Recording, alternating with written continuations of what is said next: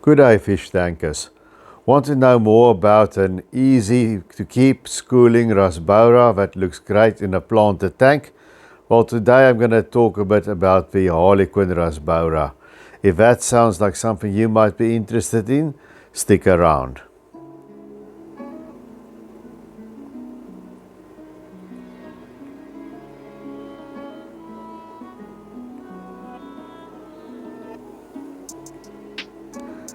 Now the first thing is to get healthy stock. Here you see them in the shop. They don't usually look like much there, but get ones that are nice and plump like these. They mustn't be emaciated. And also they like to be together. They like to be in shoals, so the more the merrier. Get at the very least 6, more is always better. And there are 2 different kinds. I'm talking about Trigonostigma heteromorpha, that's for Harlequin Rasbora, and you see how nicely they're coloured up in a planted tank. Here's mine. You'll see that nice black triangle where the name comes from, and then they have that orangey, brownish, coppery sheen.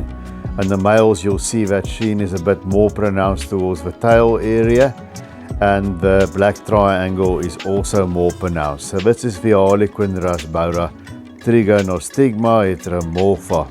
There, I've got that scientific name right, because there's also another one that we often see in the aquarium hobby, and that is Trigonostigma espai, or the espai Rasbora, also called the lamb chop Rasbora. You'll see there, they look very similar. They're a little smaller, and the black triangle is not as pronounced. The key is more or less similar.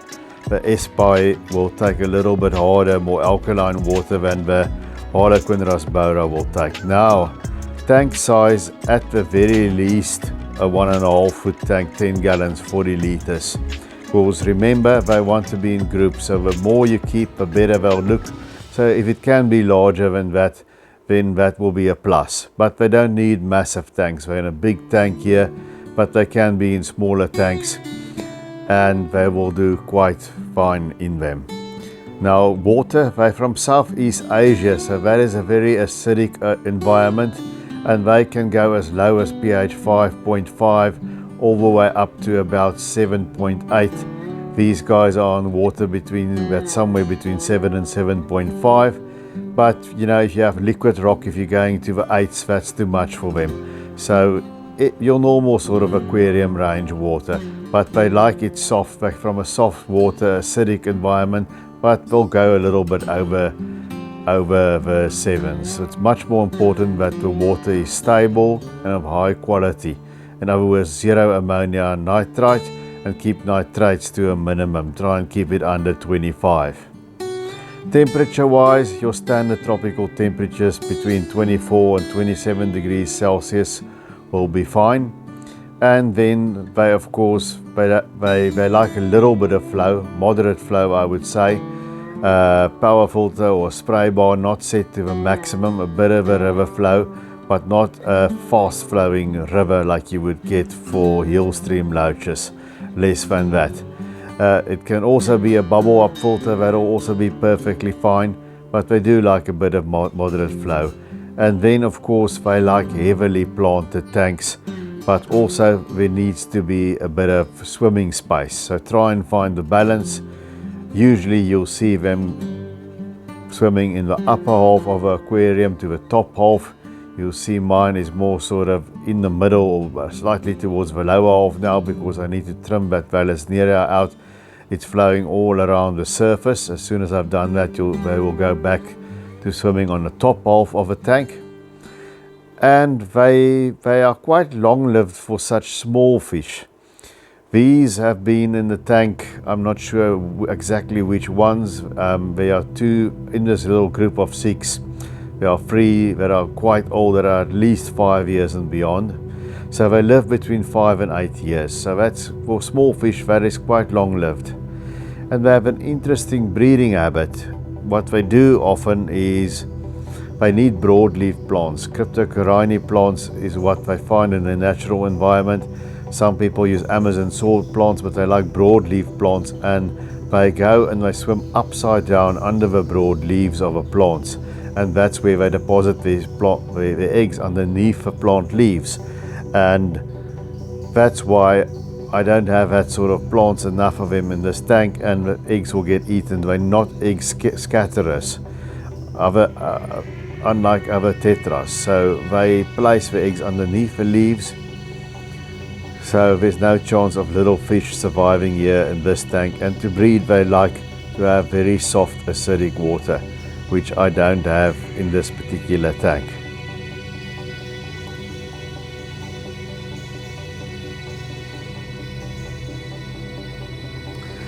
Then tank mates will basically go with anything that's peaceful, that won't eat them. They don't bother other fish. The males will occasionally spar among each other, as you will see them displaying also here on this footage. Not at the moment, but you'll see them soon.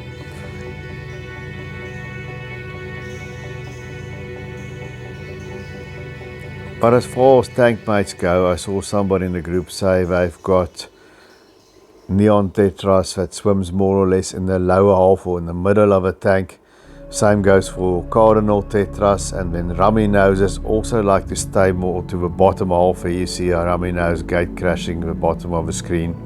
So if you combine a shoal of these Harlequin rasboras with a shoal of either or neon tetras, cardinal tetras, rummy nose tetras, they utilize different levels of your aquarium, and that makes for a great display. There you see the males displaying. That is something to see when they flare their fins at each other like that. They might give each other a little nip here and there, but they're very peaceful. There's never any trouble with these. I can sit in front of an aquarium and watch them for hours on end actually. I'll sit there with my glass of wine and my ducks with Lulu, and I can watch these guys displaying at each other and playing in the water column. It's a very relaxing thing. And it's funny, it's a aquarium fish that's been in the hobby now since the early 1900s. So just over 100 years I've been in the hobby. There you see the display again. And they're quite hardy fish if you give them what they need, just basic good conditions. And they seem to be making a little bit of a comeback. And I think it's because of a big popularity these days of planted aquariums, and the fact that they display so well in these planted aquariums. Tell me in the comment section, have you kept them? And if you did keep them, did you keep these, the Harlequin rasboras? I'll have to look at that again, the Trigonostigma heteromorpha. In my day they used to be Rasbora heteromorpha. Now they're Trigonostigma heteromorpha. That's a thing of a scientific names I change. Or have you kept the lamb chop rasbora, the Trigonostigma espai that we saw a brief clip for in the beginning? And what did you find any difference between the two? For me, they're more or less the same. The lamb chop is a bit smaller. I prefer this one. I just like the bigger black triangle. So there's also now a new purple morph where this black triangle will go all across the flanks in a more splotchy pattern with a more purple hue, and that's called the purple Harlequin. Seen them around, but I still prefer these. My very first aquarium, I've made another video about that. It was a 10-gallon tank, and my dad bought me my first fish, and among them were two of these. So I'm kind of sentimental towards them as well. There you see the one hanging out in the corner. That's probably a female. You see there's much less of that purplish coloration towards the base of a tail. And the black triangle is not as pronounced.